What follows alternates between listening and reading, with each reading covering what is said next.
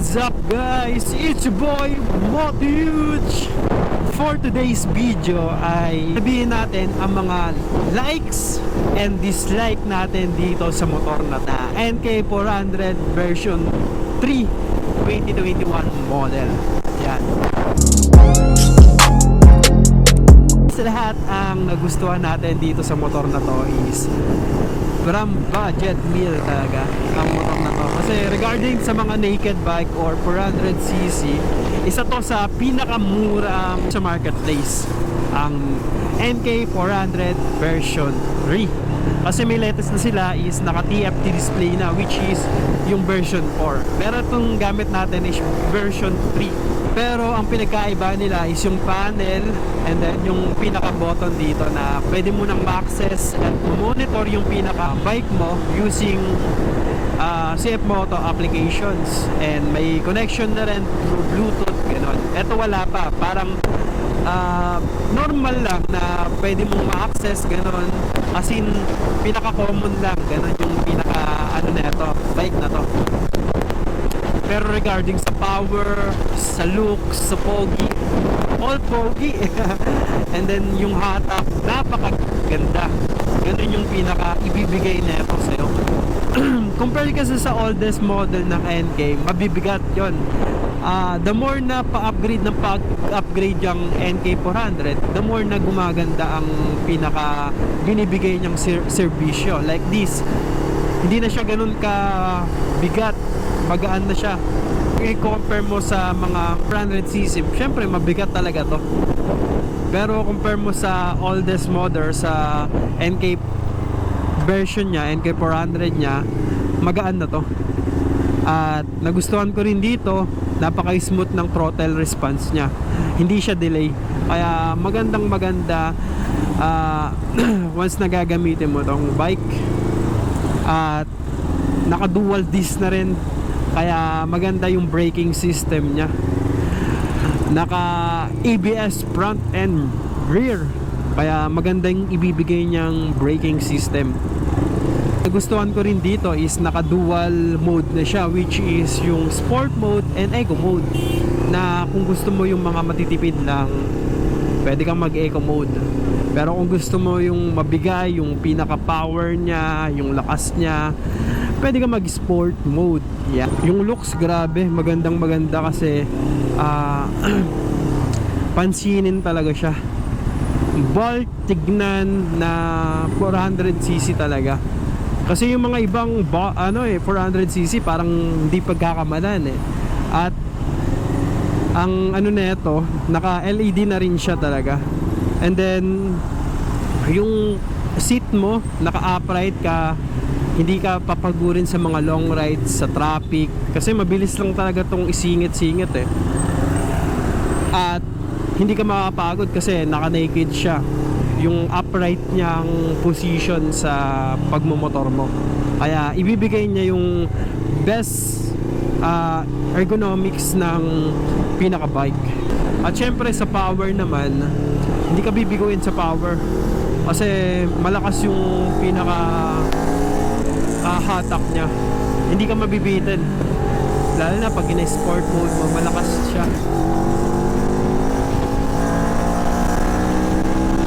Yan o, diba? At naka dual cylinder na rin to, kaya maganda yung tunog niya. Hindi siya yung parang single lang na parang support. Ito maganda rin yung tunog niya. Babagayan mo na lang talaga sa magandang pipe na pipiliin mo kung ano yung best ng pipe na malakas at trip mo. At regarding naman sa gas consumption, hindi siya hindi naman siya ganun kalakas, saktuhan lang talaga, depende na lang talaga sa throttle response mo. Performance maganda, kaya goods na goods tong NK400. Dito tayo sa Bulacan, Giginto. Yan, maraming ginto. Gamit natin ang NK400 version 3 2021. Yan, dadaan tayo ng expressway mula Bulacan hanggang Manila.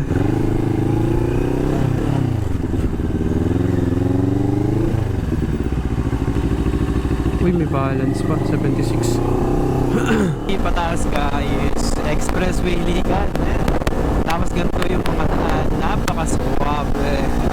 Ito yung kagandahan dito sa NK400 version 3. Mura na, pero grabe naman yung power, di ba? Kita mo yung power na ito. Naka-eco mode pa lang tayo dito, men. Pero yung hatak niya, tingnan mo, umaabot ng 110 agad. Hindi pa natin tinutodo yung throttle response niya, pero napaka-active ng throttle niya, men. So, kaya makikita mo ang kagandahan na itong version 3. Hindi siya ganun kabigat compare sa mga oldest model ng NK400. Kasi itong version 3 is tulad na rin ng version 4. Kasi yung version 4 lang talaga na pinagkaibahan nila is yung TFT display. Napaka-solid ng view talaga sa expressway.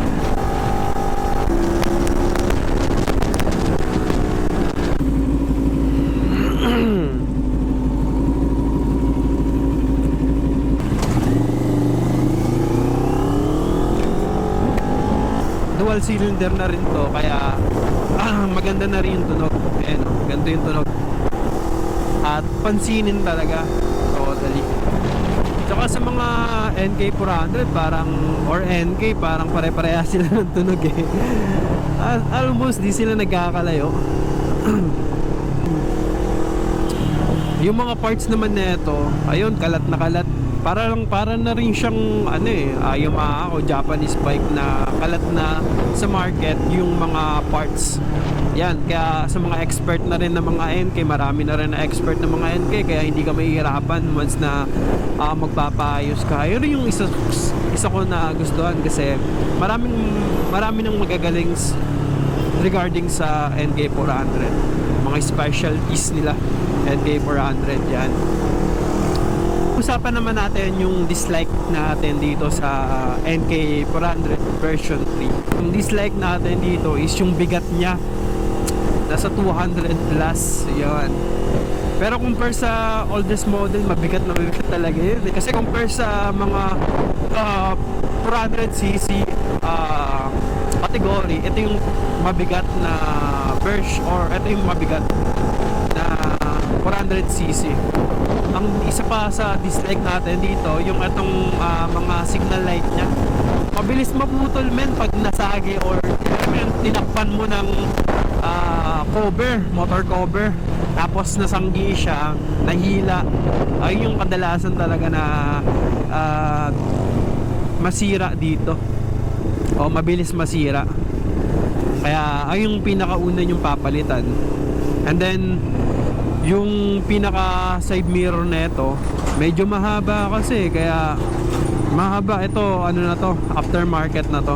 Ayun rin yung isa yung titignan na need palitan. Yung tapalodo niya para lang sa akin hindi siya, medyo mahaba kasi, kaya kung gusto nyo ng tilt ID ganon, maganda kasi may kita yung pagka-sexy ng motor. Hindi ko lang kasi nagustuhan doon is mahaba siya. Kaya ayun, kaya mabilis maputol yung signal light if ever na gugustuhin nyo. Isa rin sa hindi ko nagustuhan dito, yung angkasan niya medyo nakataas. Pero kung nakayakap sa yung angkasan mo, kasi wala siyang hawakan sa likod hawak talaga sa yung angkas mo, hawak talaga sa'yo or yayakap talaga. Ayun yung disadvantage kasi wala siyang pinakahawakan niya.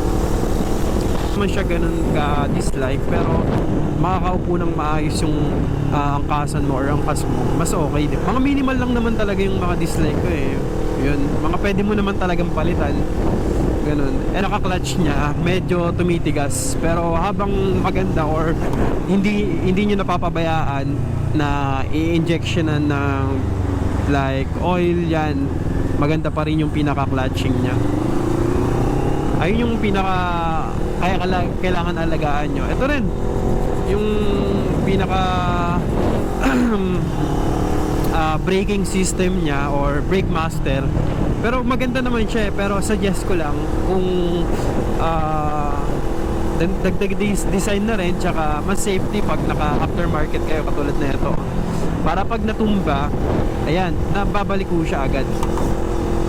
Ayan. pwede yung mabilis safety, kasi pag natumba yung motor tapos hindi kayo aftermarket, mabilis yung mabilis maputol. Marami na akong nakikitang ganun na napuputol agad. Kaya maganda yung aftermarket. And then ano pa ba? Almost yun lang naman talaga yung hindi natin dislike. Minimal lang naman talaga na pwede mo namang i-upgrade or palitan.